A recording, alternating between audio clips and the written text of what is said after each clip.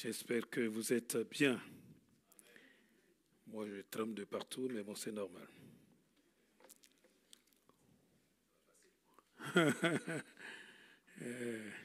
Voilà.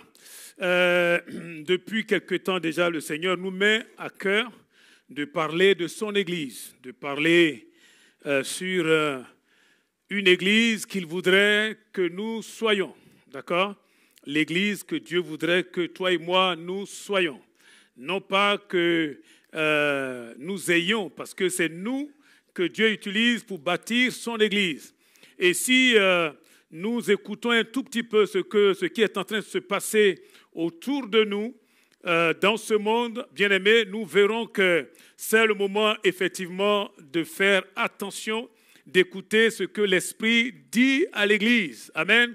Parce que les temps, je ne vous apprends rien, sont des temps un peu particuliers où Jésus peut revenir d'un instant à l'autre. Nous le ressentons par l'Esprit et nous savons que vraiment c'est le moment de bien se préparer. Vous savez, c'est comme la Bible le dit dans Romains 13, le salut est beaucoup plus près de nous que lorsque nous avons cru. Amen.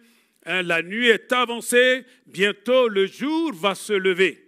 C'est le moment que chacun d'entre nous se prépare sérieusement et que l'Église de Dieu soit une Église comme Dieu veut. Le thème que le Seigneur a placé sur mon cœur déjà depuis pas mal de temps, c'est l'Église. Dieu cherche une Église mature, une Église mature, une Église qui a de la maturité.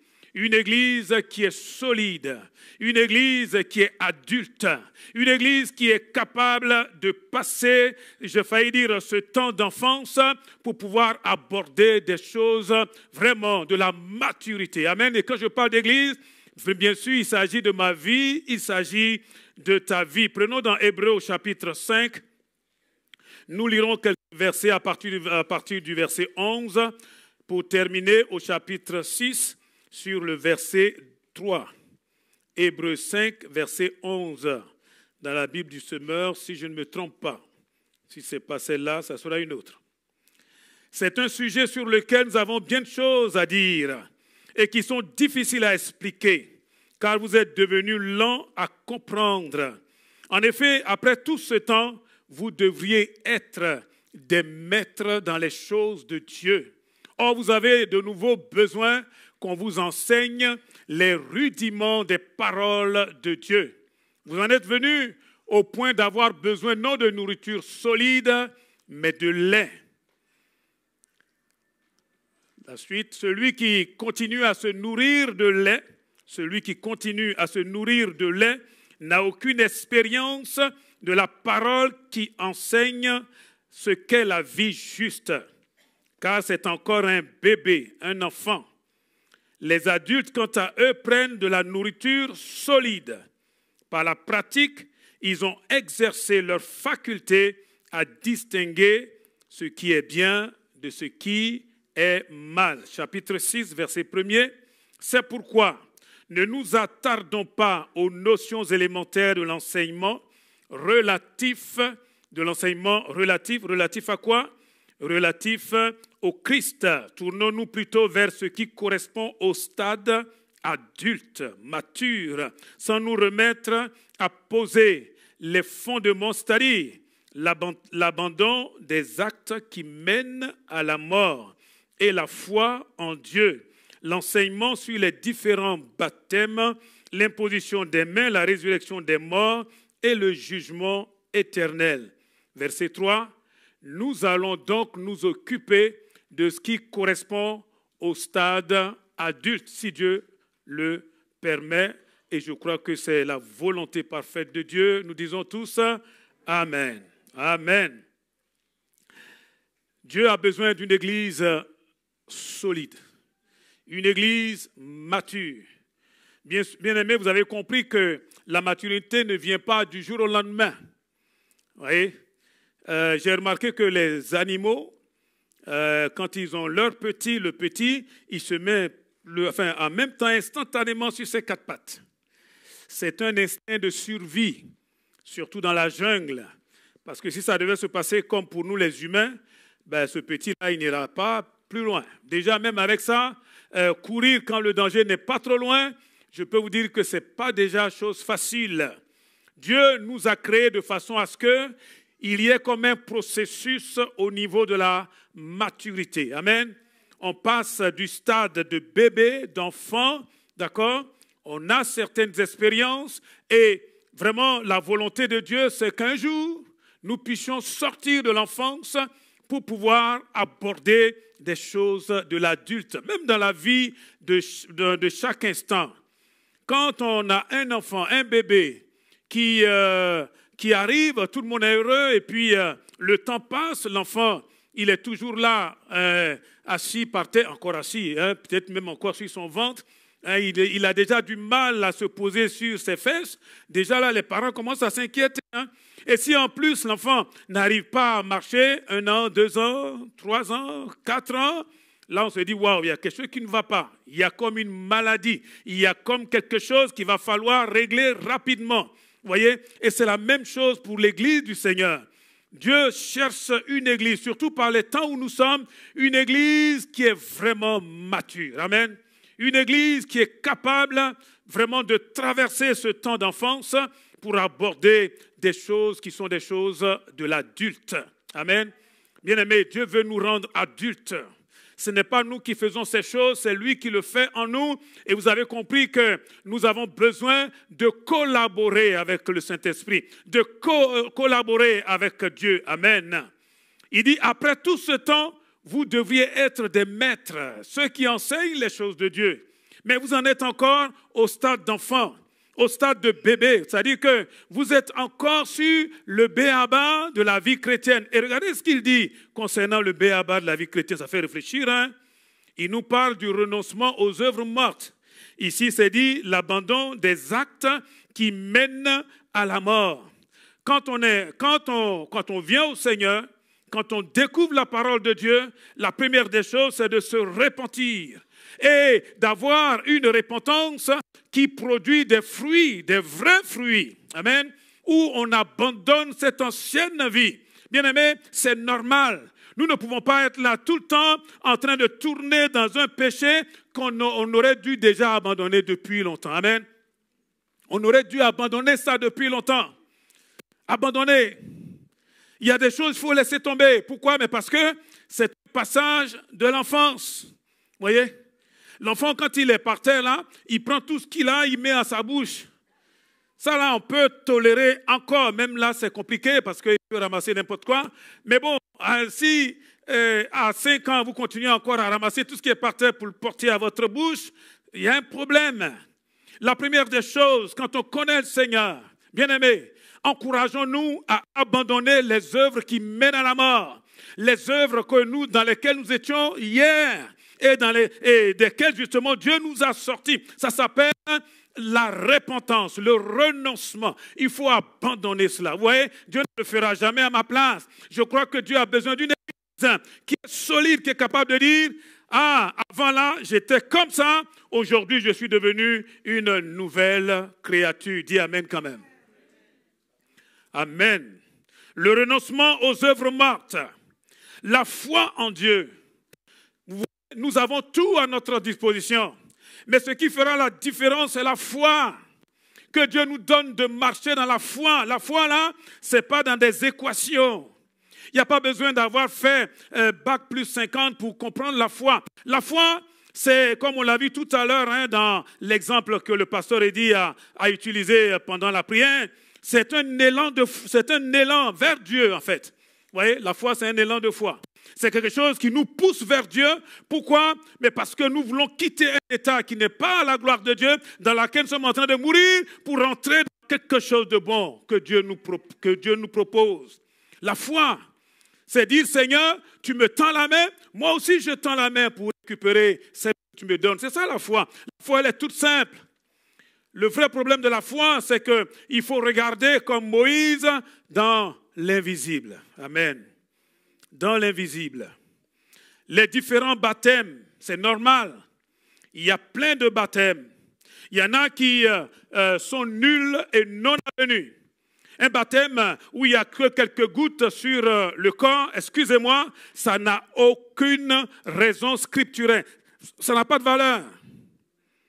Moi qui vous parle là, on m'a fait ça quand j'étais beaucoup plus jeune. Et quand j'ai commencé à lire la Bible et que j'ai vu ce que c'est que le baptême, et que j'ai compris que le baptême est l'engagement d'une bonne conscience envers Dieu, on ne m'a même pas demandé. J'ai demandé tout de suite, moi, à suivre les cours de baptême. Si tu es là et que tu as pris ce baptême-là, et que le temps passe, en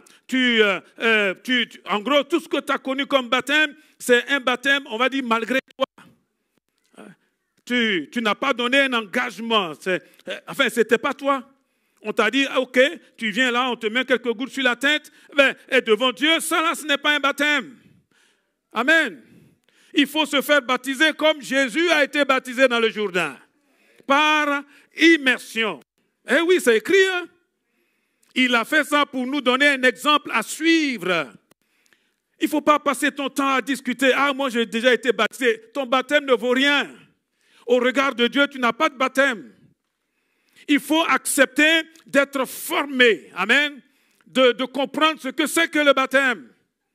Parce que celui qui croira et qui sera baptisé sera sauvé. Ce n'est pas le baptême qui sauve. Hein? Mais si tu dis tu crois, tu dois te faire baptiser. Si tu dis tu crois et que tu ne te fais pas baptiser, c'est que tu ne crois pas à la parole de Dieu. Amen. Ne restons pas encore coincés sur ces choses-là. Ça, c'est les hommes, ça. Ah, moi, je suis né catho, je vais mourir catho. Il faut oublier ça. Parce que catho, ça ne nous a... Même être évangélique, ce n'est pas ça qui nous sauve. Hein? Ce qui nous sauve, c'est cette relation personnelle avec le Seigneur. Où tu dis, Seigneur, je m'engage. Et oui, c'est un engagement. Quand on va vous donner la formation là, avant de vous plonger dans l'eau, on ne va pas le faire malgré vous. Hein. On vous pose des questions très importantes, comme par exemple le jour d'un mariage. Ce n'est pas mon thème aujourd'hui, je ne vais pas trop m'attarder là-dessus. On vous demande, est-ce que vous croyez que Jésus-Christ est Dieu? Ce n'est pas moi qui réponds, c'est toi qui réponds. Amen. Est-ce que tu crois qu'il t'a sauvé? C'est toi qui réponds. Est-ce que tu penses que tes péchés sont effacés? C'est toi qui réponds. Et on dit sur la base justement de ta confession de foi, nous là, nous ne pouvons que te plonger dans l'eau, au nom du Père, du Fils et du Saint-Esprit. Et on te sort. Amen. C'est-à-dire sur la confession, sur l'engagement que tu prends. C'est bon de s'engager. Une église où on ne s'engage pas avec Dieu, excusez-moi, ce n'est pas la volonté du Seigneur. Et je bénis le Seigneur parce qu'ici à Essentiel, on voit tout un mouvement de l'esprit. Où les uns et les autres, nous sommes en train de régler notre vie. Et la vie n'est pas facile. Il y a parfois des circonstances qui nous dépassent, qui ont peut-être fait que vous n'avez pas pu avoir le temps d'eux. Et il n'est pas encore tard de régler sa vie. Il y a des formations qui sont en cours, il faut suivre ces formations. Ce n'est pas pour vous jeter la honte. Vaut mieux tard que jamais, on dit dans le monde. Tant que le Seigneur n'est pas encore de retour, il faut le faire. Amen. Les baptêmes, l'imposition des mains. Eh oui, ils imposeront les mains aux malades et les malades seront guéris. Quelqu'un dira, oui, mais pourquoi tu poses ta main sur moi? Parce que c'est ce que le Seigneur dit dans Marc 16, hein, à partir du verset 15. Voici les miracles qui accompagneront ceux qui auront cru. Vous pouvez prier dans votre maison tout seul, vous pouvez faire plein de choses tout seul, mais quand on est rassemblé là, hein, ou bien même quand quelqu'un est dans la souffrance, il fait appel aux anciens. Ils viennent, ils prient pour lui. Ils vont l'oindre d'huile et ils vont lui imposer les mains. Imposer les mains, ça ne veut pas dire que nous sommes meilleurs que lui. Non, nous sommes là en train de respecter simplement, obéir à la parole de Dieu. Amen. La foi en Dieu, les baptêmes, l'imposition des mains, la résurrection des morts, le jugement éternel. Je passe dessus. Ce que Dieu veut, verset 3, c'est que nous puissions à présent nous occuper des choses qui sont du stade adulte. Paul disait, quand j'étais enfant, je parlais comme un enfant, je raisonnais comme un enfant, j'agissais comme un enfant, mais quand je suis devenu adulte, j'ai laissé tomber tout ce qui était de l'enfant pour prendre maintenant des choses adultes. Soyons adultes, bien-aimés. Et on reconnaît un adulte au travers de beaucoup de choses. On le reconnaît dans ses comportements, dans parfois même des qualités au niveau de ses émotions, au niveau de ses actions, de ses réactions. Nous allons voir quelques points ensemble. Et surtout, dans sa façon d'agir, dans les relations. Vous savez, c'est là qu'on voit la maturité. La maturité, ce n'est pas quand tu es tout seul là dans un bunker, hein, c'est quand justement tu es en contact avec les autres. La maturité. Soyons cette église mature, amen, qui a la capacité de gérer les défis de la vie. Parce que les défis, nous en aurons, et nous en aurons peut-être même plus qu'on ne le pense. Il faudra avancer avec beaucoup de sagesse, avec ce contact avec Dieu. Amen. Vous savez, comme disait justement le pasteur Eddy, tant qu'il n'y a pas contact là, tu ne sais pas véritablement qui tu es. Vous savez, c'est quand on commence à se frotter, c'est quand on commence quelque part à être frustré, quand on commence à sentir que l'autre là, il m'a regardé de travers, quand il y a une parole, enfin, je ne sais pas moi, simplement un geste, et là, il y a quelque chose là au fond qui a tendance à sortir. Il nous faudrait être mature. Amen. La maturité se voit dans la prise de responsabilité. Une église mature, c'est une église responsable, où chacun d'entre nous prend ses responsabilités. Ce sont les enfants qui sont toujours en train de fuir leurs responsabilités, en disant non, non, non, ce n'est pas moi. Non, il va falloir que nous apprenions à prendre nos responsabilités. Bon, si je vous parle de Adam et Ève, vous comprendrez, hein, ça a commencé déjà là. Dans Genèse chapitre 3, verset 12, l'homme répondit, la femme que tu as mise auprès de moi m'a donné de l'arbre et j'en ai mangé. Vous voyez, cette façon de réagir là n'est pas la gloire de Dieu. Il a mangé aussi de ce fruit, oui ou non? Oui, il a mangé. Mais là, vous voyez, dans sa réponse, il est en train d'indexer, bien sûr, la femme, mais plus que ça, il indexe même Dieu. Hey, c'est toi qui l'as mise là, hein? Moi, je n'ai rien demandé. Vous voyez? Soyons des hommes et des femmes qui prennent leurs responsabilités. Dis à ton voisin, mon ami, mon frère, ma soeur, prends tes responsabilités. Prenons nos responsabilités. Amen. Ce qui a perdu le premier roi d'Israël, Saül, c'était ça. C'était son problème. Quand il était justement devant des choix qu'il avait lui-même faits, au lieu de reconnaître justement que c'est lui qui a commis la chose, il était toujours en train de se dédouaner là par rapport au peuple. Je lis quelques passages rapidement. Dans 1 Samuel 15, un passage que vous connaissez très bien, 1 Samuel 15, verset 18, « L'Éternel t'avait fait partir en disant, va, et dévoue par interdit ces pécheurs, ces Amalécites. Tu leur feras la guerre jusqu'à ce que tu les aies exterminés. » Verset 19, « Pourquoi n'as-tu pas écouté la voix de l'Éternel? Pourquoi t'es-tu jeté sur le bien? Et as-tu fait ce qui est mal aux yeux de l'Éternel? » Saül répondit à Samuel, « Oh, j'ai bien écouté la voix de l'Éternel. J'ai suivi le chemin par lequel m'envoyait l'Éternel. J'ai amené Agag, roi d'Amalek. J'ai dévoué par interdit les Amalécites. » Verset 21, « Mais le peuple, comme si ce n'est pas lui le roi, mais le peuple a pris sur le butin des brebis, des bœufs, comme prémisse de ce qui devait être dévoué, afin de les sacrifier à l'Éternel, ton Dieu. » Allez, là. En fait, on a fait ça même pour pouvoir encore même, sacrifier ces bêtes-là pour Dieu, à Gilgal. Verset 22, un verset très grave. Samuel dit, « L'Éternel trouve-t-il du plaisir dans les holocaustes et les sacrifices, comme dans l'obéissance à la voix de l'Éternel? Voici, l'obéissance vaut mieux que les sacrifices, et l'observation de sa parole vaut mieux que la graisse des béliers. » Il continue en disant, « Car la désobéissance est aussi coupable que la divination, la sorcellerie.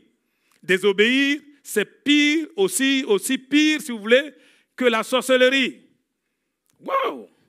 Et la résistance n'est pas moins que l'idolâtrie et les théraphim. Puisque tu as rejeté la parole de l'Éternel, il te rejette aussi comme roi. Une église responsable, une église mature assure ses choix. Il assume, ses choix. Il les assume Quand on a fait quelque chose, ça peut arriver avec les difficultés de la vie. Il faut les reconnaître. Il faut les assumer. Il faut dire c'est moi. Il ne faut pas rejeter la faute sur quelqu'un d'autre. Il faut être prêt à affronter les actions, les conséquences qui sont derrière. Parce que tout ce que nous faisons a des conséquences. Toutes les paroles, tous les gestes ont des conséquences. La plupart d'entre nous, là, on est en train de voir ça la semaine dernière. Nous sommes brisés à cause justement des choses qui nous sont arrivées. On est là, comme dans un hôpital, et on a besoin de guérir. Mais pour guérir, il faut être des hommes et des femmes qui sont courageux. Parce que je pense que derrière cette question de responsabilité, il faut apprendre à être courageux. Amen. Courage. Courageux pour reconnaître que c'est moi. Courageux pour reconnaître que je me suis trompé. Et vous voyez, ce n'est pas une église où on n'a que des machos, excusez-moi. Où on est là toujours en train de rouler les mécaniques. Ah, moi, l'homme, je ne pleure pas. Il faut arrêter ça. Ça, c'est dans le monde, ça. Quand ça ne va pas, vous savez quoi? On tombe par terre et on crie à Dieu. S'il faut pleurer, on pleure. Mais là, on ne cherche pas à faire, je ne sais pas moi, comme dans le monde. On n'est pas là en train de blâmer les autres. Mais c'est des hommes et des femmes qui apprennent à s'excuser, à demander pardon. Vous voyez, ça revient souvent. Parce que dans nos rapports les uns avec les autres, il faut être courageux. Oh mon Dieu, courage. Courage. En tant que pasteur, j'ai vu tellement de dégâts et je le vois. Des couples qui sont bloqués, excusez-moi les jeunes, parfois depuis des mois, des années, simplement parce qu'il n'y en a pas un seul qui est courageux pour prendre ses responsabilités, pour dire, dans tout ce qui s'est passé là, moi j'ai fait ci, ça t'a blessé, je te demande pardon. J'ai dit ceci, ça t'a fait du mal, je le reconnais, je te demande pardon. On est toujours en train de dire, ah oui, mais l'autre a fait ceci, ce n'est pas ton problème. Il faut reconnaître là où on s'est trompé. Amen. Pourquoi vous ne dites pas Amen? C'est la vérité. C'est la vérité. Il y en a même là qui sont jusque même parfois sur le point du divorce. Vous savez pourquoi? Et parce qu'ils sont orgueilleux, têtus, rebelles. Hein? Ils ne veulent pas se soumettre un tout petit peu, s'humilier un tout petit peu. Or, pour faire ça, là, il faut être quelqu'un de responsable. Amen. Quelqu'un qui voit loin, qui n'est pas arrêté simplement par des détails. Par des détails. J'ai vu même des drames dans les familles. Et Dieu merci, c'était en train de partir encore dans quelque chose de catastrophique. Heureusement qu'à un moment donné, il y en a un là qui a réalisé que malgré tout, on pouvait quand même arranger les choses. Il faut que quelqu'un s'abaisse. Soyons des hommes et des femmes, des frères et des sœurs, courageux. Amen. Prends courage, mon frère, ma sœur, prends courage. Jésus dit, j'ai vaincu ce monde. Alléluia. Vous savez, ce matin, je parlais avec mon époux, je disais, mais dans 50 ans, à compter d'aujourd'hui, dans 50 ans,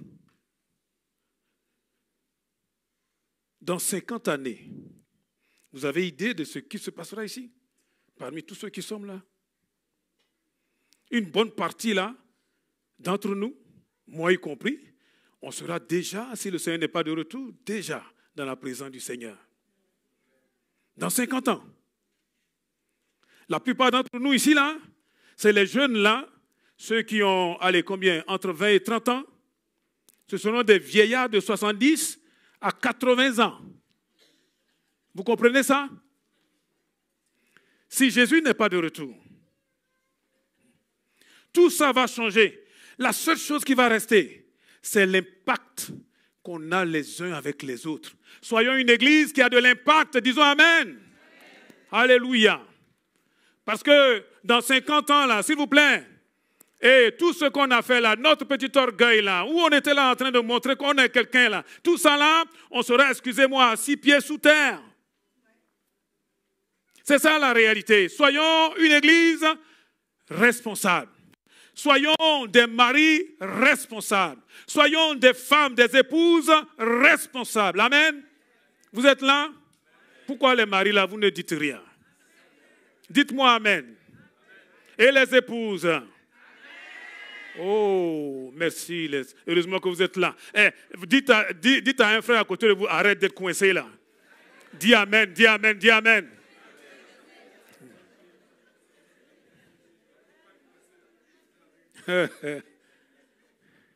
Jésus dit dans Matthieu 5, verset 23, « Si donc au moment de présenter ton offrande devant l'autel, tu te souviens que ton frère a quelque chose contre toi, il dit, laisse là ton offrande devant l'autel et va d'abord te réconcilier avec ton frère ou ta sœur, puis tu reviendras présenter ton offrande. » Ce n'est pas moi qui dis ça, hein, c'est Jésus de Nazareth, Jésus-Christ, c'est lui qui dit ça.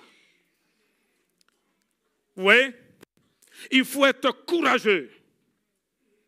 Ah, au moment où je suis à l'église là, et puis je me rends compte que, ça ne va pas. Arrête tout ce que tu fais là. Le Seigneur est en train de dire, c'est zéro. Ta louange, ton adoration, c'est zéro.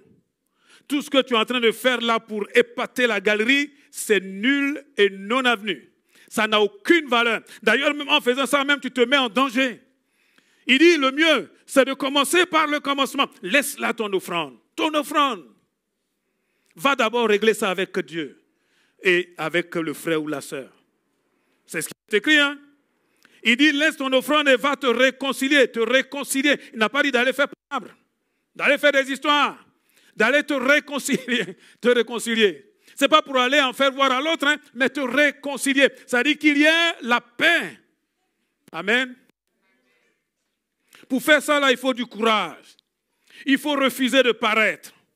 Il faut rentrer en soi-même et accepter d'obéir contre vents et marées, d'obéir à la parole de Dieu. Une église responsable, c'est une église courageuse, où des hommes et des femmes, des jeunes comme des adultes, sont courageux. Aujourd'hui, on n'a pas beaucoup de courageux.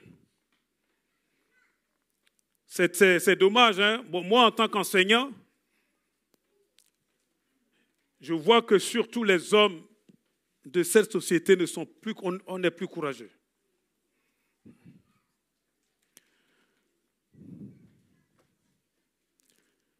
La plupart de mes étudiants, je ne veux pas exagérer, que le Seigneur m'en garde, mais je crois que 90%, si ce n'est pas plus,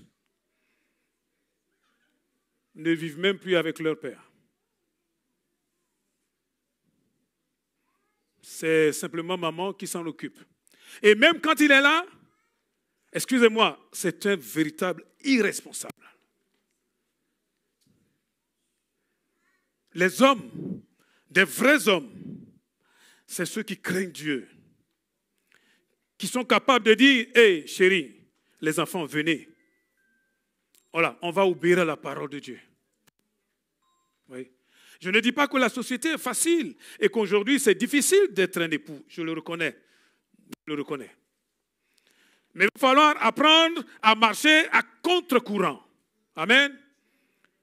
À accepter quand même d'organiser une cellule de prière chez vous. Si toi, le mari, tu ne fais pas ça là, mais qui va le faire? C'est souvent l'épouse qui est en train de supplier le mari en disant, mais quand est-ce qu'on va mettre en place ces cellules-là? Mais bien sûr, le mari, il a toutes les raisons. Et à un moment donné, il faut que ça vienne quand même de toi. Et comme ça tarde, mais c'est la maman là, elle dit, bon ok, hein, elle prend les choses en main. Mais le mari a besoin de prendre sa place. Il faut être courageux. Amen. Tu es en train de me dire, oui, mais elle connaît plus la parole de Dieu que moi. Moi, ce n'est pas mon problème. Hein? C'est toi le chef de famille. Le chef, il donne des repères. Il donne la ligne à suivre. Après, de toute façon, c'est une communion, c'est un partage. On n'est pas là pour prêcher, pour montrer que celui-ci, il a un doctorat en théologie. Non, ce n'est pas ça du tout. Mais croyez-moi, c'est ça là qui va rester dans la vie des enfants. Eh oui, si vous ne le faites pas, même vous-même là, dans votre union, dans votre communion, dans votre couple, si vous ne le faites pas, ben un jour, ça sera compliqué. Jésus dit, d'ailleurs, comment pourriez-vous parvenir à la foi alors que vous voulez être applaudis les uns par les autres et que vous ne recherchez pas la gloire qui vient de Dieu seul. Jean 5, 44. Souvent, tout ce qu'on cherche, c'est qu'on nous élève un peu. Il faut arrêter ça. Amen. Celui qui est courageux, il recherche la paix et il la poursuit. Il recherche la paix et quand la paix veut s'éloigner un peu, il la poursuit. Selon ce qui est écrit dans 1 Pierre 3, verset 11. Dieu veut que nous soyons cette église responsable. Une église qui prend ses responsabilités. Une église qui assume ses choix. Des hommes et des femmes qui disent, Seigneur, nous croyons en toi, peu importe ce qui peut arriver, Seigneur, nous allons t'obéir. Amen. Et si on s'est trompé, on dit, Seigneur, je me suis trompé, je te demande pardon. Si on a fait du mal à un frère ou à une sœur, on dit, sœur, frère, pardon. Amen. Il faut accepter de regarder l'autre en face. Ça ne sert à rien de fuir. Ça, ce sont les lâches là qui fuient. Et il y en a beaucoup comme ça dans notre société. Ils sont incapables de croiser les regards de ceux à qui ils ont fait du tort. Il faut oser, amen. Pas dans un but d'être supérieur, de montrer qu'on est supérieur, mais de dire, hey, bien-aimé, mon frère, ma soeur, je me suis mal comporté. D'accord? Pardon. Vous savez, demander pardon, c'est une marque de fabrique des gens qui sont des responsables. Amen. On peut être tout jeune là et être responsable. Au lieu d'être toujours en train de mettre la faute comme Saül sur les autres. Amen. Sois responsable. Prends tes responsabilités. Quand quelque chose ne va pas, s'il te plaît, n'accepte pas que ça soit toujours la faute des autres. Ce n'est pas vrai. Toi et moi, là, on a aussi notre responsabilité. Amen. Une église mature, c'est une église qui est mature surtout sur le plan émotionnel. J'aborde un truc, je ne sais pas si je pourrais aller jusqu'au bout. Hein? Les émotions, les sentiments, la façon de gérer nos émotions. Ah, là, si on ne fait pas attention, c'est là que tous les problèmes viennent. Je vais vous lire simplement un passage. Dans Luc chapitre 9, verset 51. Luc 9, 51. Lorsque le temps approcha où Jésus devrait être enlevé de ce monde, vous vous rendez compte? Le Seigneur est en train de penser à des choses vraiment importantes. Il va quitter là ce monde. Il décida de manière résolue de se rendre à Jérusalem, puisqu'il allait pour mourir. Il envoya devant lui quelques messagers en cours de route. Ils entraient dans un village de la Samarie pour lui préparer un logement. Mais les Samaritains lui refusèrent l'hospitalité parce qu'il se rendait à Jérusalem. Vous savez qu'il y a inimitié entre les Samaritains et les Juifs. Et en cela, verset 54, ses disciples, Jacques et Jean, le Saint-Esprit nomme même leur nom, il dit leur nom. Waouh! Jacques et Jean s'écrièrent, Seigneur, veux-tu que nous commandions à la foudre de tomber du ciel sur ces gens-là pour les réduire en cendres? Mais Jésus se tournant vers eux, les prit sévèrement. Vous ne savez pas quel esprit vous inspire de telles pensées. Le Fils de l'homme n'est pas venu. Le Fils de l'homme n'est pas venu pour faire mourir les hommes, mais pour les sauver. Ils se rendirent alors à un autre village. Amen. Wow. Vous voyez là comment ceux-là, ils ont réagi? Parce qu'on ne veut pas accueillir leur maître. Il dit, Seigneur, permets que nous puissions faire descendre la foudre sur ceux-là pour les foudroyer. Vous voyez ça là? C'est une réaction purement charnelle, émotionnelle. Un peu déséquilibrée d'ailleurs. Une église qui est mature, c'est une église qui apprend à gérer ses émotions, s'il vous plaît. On ne se laisse pas submerger par les émotions. On ne dit pas, waouh, c'est trop fort. Quand la moutarde commence à monter, on peut, par la grâce de Dieu, demander au Seigneur de nous aider. Amen. Ça dure peut-être 1 ou 2 secondes, mais dans 1 ou 2 secondes, là, Dieu fait des miracles. Eh oui, Dieu fait des miracles. Gloire à Dieu. Et on apprend à marcher de façon posée, réfléchie. On ne réagit pas comme ça au coup par coup, là. On prend du recul. On prend de la distance, de la hauteur. Bien-aimé, il y en a qui disent, ah, mais aujourd'hui, là, je suis fâché. Tu es fâché pourquoi? Parce qu'il y a un frère, là, il ne m'a même pas salué. Qu'est-ce que tu en sais? Qu'est-ce que tu en sais? Peut-être au moment où tu t'approchais de la personne, elle était peut-être dans d'autres réflexions, ou bien même elle était peut-être en train de partir pour saluer une autre personne, et tu vas en faire une histoire. Ah, moi, cette église-là, je ne viens plus ici. Hein, les gens me voient, ils changent de chemin, mais tu ne sais pas ce qui s'est passé. Tu ne sais pas. Vous voyez? Gérer vraiment nos émotions, c'est très important, bien-aimés. Il y en a un seul qui est juge.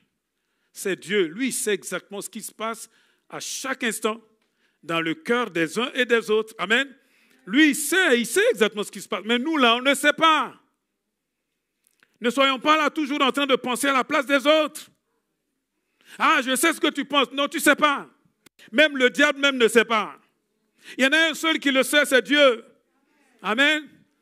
Ah, toi, je sais que quand tu fais comme ça, ah bon, tu es sûr? Ah, mon Dieu. Il faut être capable de prendre du recul avant de répondre dans des situations difficiles. C'est trop facile. Amen. C'est trop facile. Tout le monde réagit doucement. Toi, tu es au travail là, hein, autour, je ne sais pas moi, du café, pendant la pause. Tu vois là, ils sont toujours en train de critiquer le manager, toujours en train de critiquer le directeur, la directrice. Ils sont toujours en train de critiquer. Dieu ne nous demande pas d'être parmi eux pour critiquer. Vous comprenez? Il faut prendre du recul, de la hauteur. Parce que si nous étions à la place de ce manager, si nous étions à la place, même si on était même son N-1, on allait voir ce que c'est. Eh oui, ils ont des responsabilités qui sont parfois difficiles. Eh oui. Parfois, nous croyons que ceux-là qui sont en responsabilité, là, c'est eux qui gèrent. Non, ce n'est pas eux qui gèrent, hein. Il y en a d'autres qui sont derrière et c'est eux qui tirent les ficelles. C'est ceux-là qui sont dans l'ombre là. Et il y en a un qui est dans l'ombre, c'est le diable et ses démons. Notre combat, ce n'est pas contre la chair et le sang, dit la Bible. Mais c'est contre les puissances des ténèbres. Amen. Apprenons à discerner le diable qui est derrière. Alléluia. Ne réagissons pas de façon disproportionnée. Parce qu'il y a une petite frustration. Les frustrations font partie de la vie. Frustration. Ah, j'aurais voulu ce poste-là, mais celle-là, elle ne veut pas du tout que j'ai ce poste-là. Elle est en train de me mener la vie dure. Peut-être. Mais tu vas faire quoi? Tu vas démissionner? Tu vas faire quoi? Ah, mais celle avec qui je suis là, quand on était encore des fiancés, là, c'était bon, hein? Mais là, maintenant, là, je ne comprends pas. Elle est révoltée. Je ne comprends plus rien. Tu ne comprends pas? Mon frère, tu as signé, hein?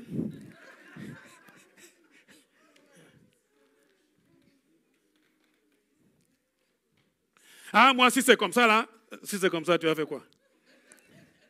Vous riez, mais c'est la vérité que je suis en train de vous dire comme ça, hein? Ah, moi-même, il ne me plaît même plus. Aïe, oh. Vous savez, il y a un moment où il faut reconnaître que, enfin, plaire ou pas plaire, là, on a passé ce cap-là. On est liés. Vous savez ce que c'est que lié? Ça veut dire qu'il y a un lien. Et le Seigneur dit que personne ne coupe ce lien. Les jeunes disent, ouh, ça c'est une prison. Ah, il faut bien réfléchir, les jeunes. Il faut bien réfléchir. Ce n'est pas tout ce qui brille. Hein? Dans Proverbe 31, il est dit, c'est celle qui craint Dieu qui sera honorée. La beauté est vaine, la grâce est trompeuse même. La beauté là. Quand on a des situations difficiles, compliquées, La beauté ne nous aide plus. Et puis quand tu regardes, tu vois que la personne n'est plus belle.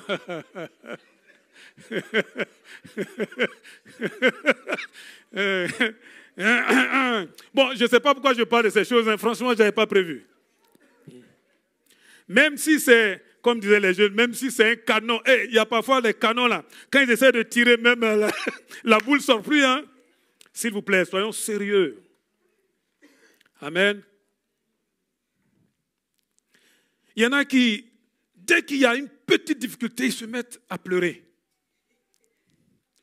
Ne riez pas. Hein. J'en connais ici, mais je ne vais pas citer vos noms. Dès qu'il y a un petit problème, ils pensent que la vie chrétienne, c'est un tapis.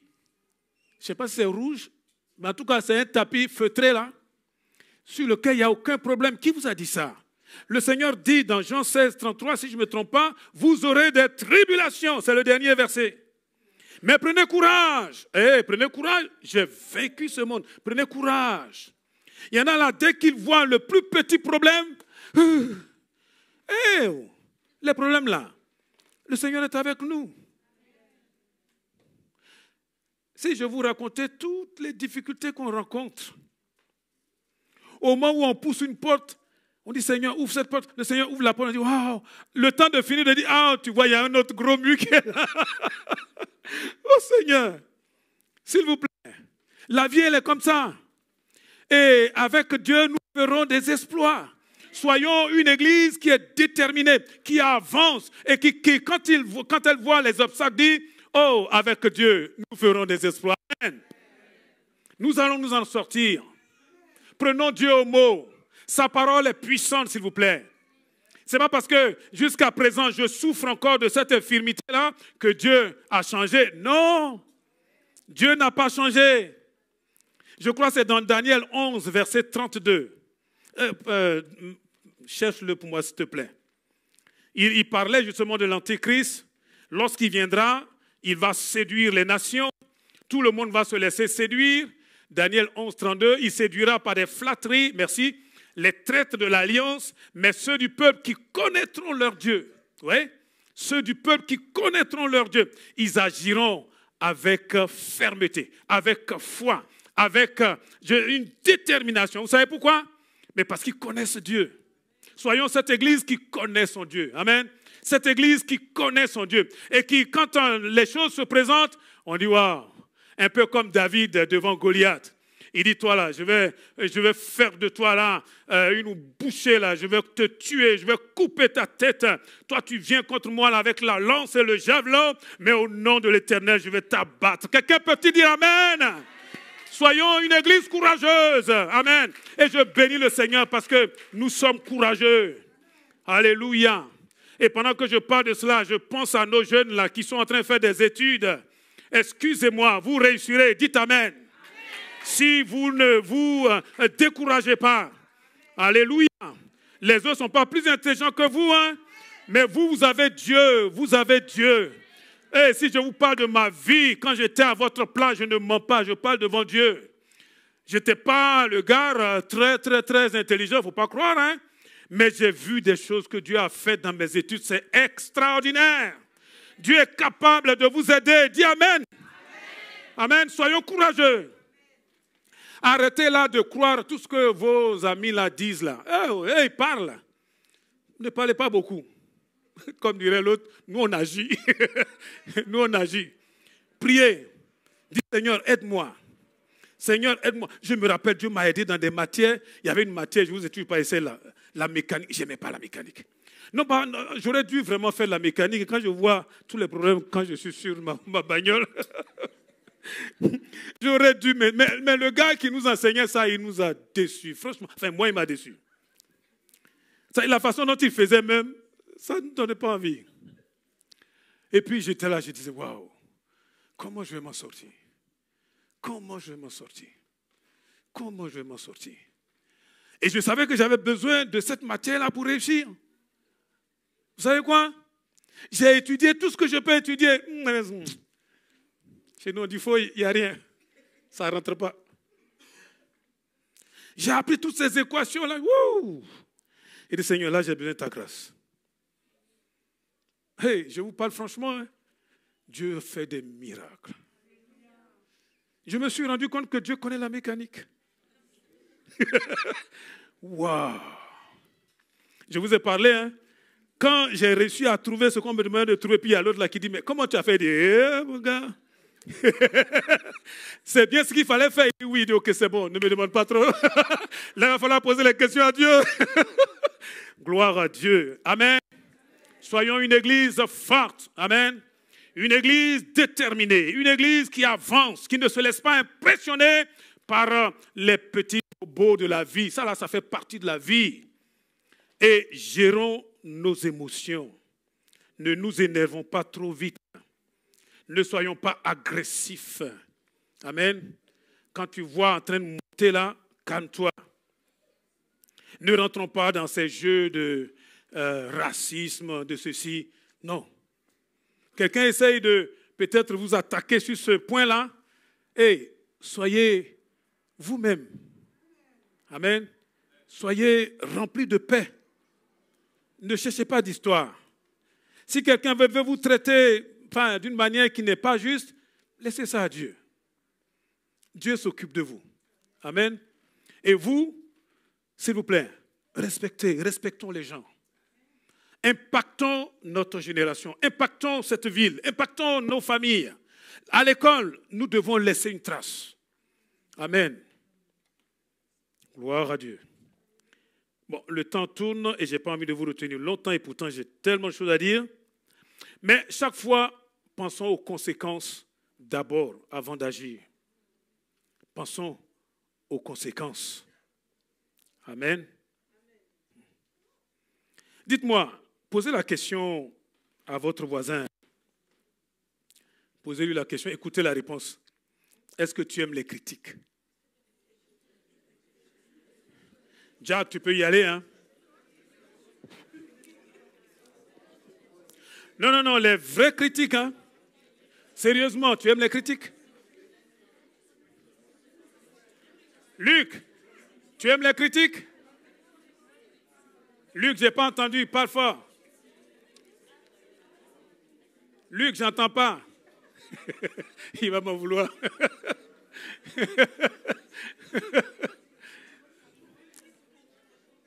Quand on commence à te critiquer, dis-moi, tu changes de couleur ou bien... David Vertueux, tu aimes les critiques? Tu n'aimes pas les critiques? Pourquoi? Même si la personne qui te critique dit les choses qui sont vraies. Vas-y.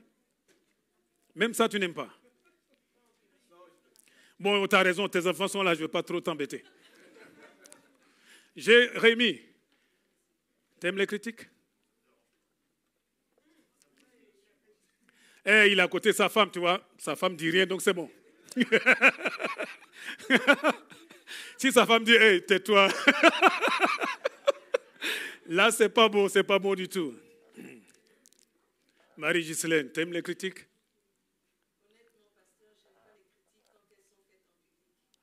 Ah, d'accord. Et puis parfois, les gens viennent te chercher en public. Parce que l'autre là, il sait que c'est ça là, tu n'aimes pas. Donc ça se fera en public. Comment tu vas réagir?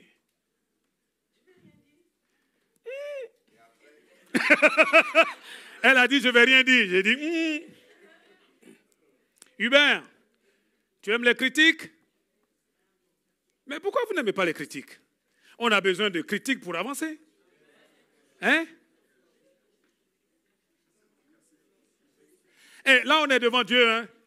Franchement, est-ce qu'il y en a un qui aime les critiques? Non, je n'ai pas demandé. Je dis seulement, est-ce qu'il y a quelqu'un qui aime les critiques? J'ai pas besoin. Souvent, je dis à mes étudiants, arrêtez le baratin. Est-ce qu'il y a quelqu'un qui aime les critiques? Mélissa?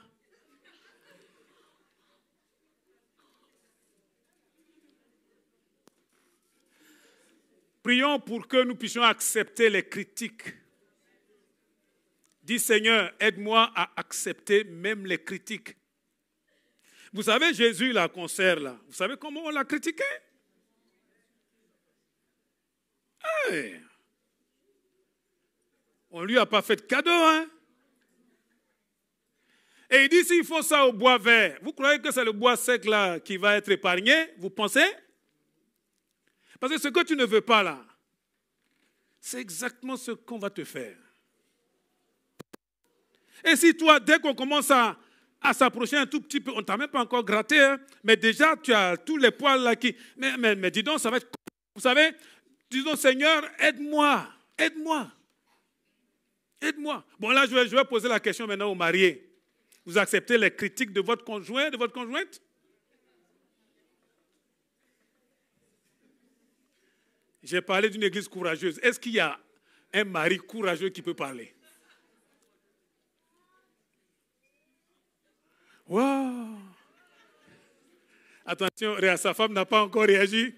Lève-toi, Julien. Julien a levé la main. Julien. Oh! Attends, on va prier pour toi avant que tu parles.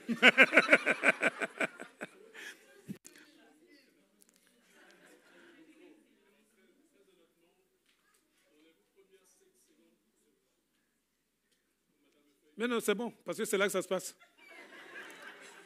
Parce que si tu n'aimes pas dans les 5 premières secondes, après la montagne, une fois qu'elle est montée, pour qu'elle redescende, c'est compliqué.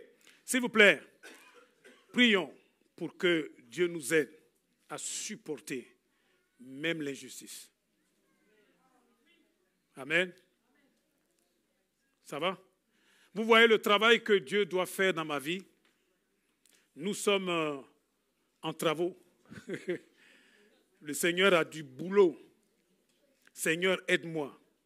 Même si c'est compliqué, que j'accepte. Que j'accepte.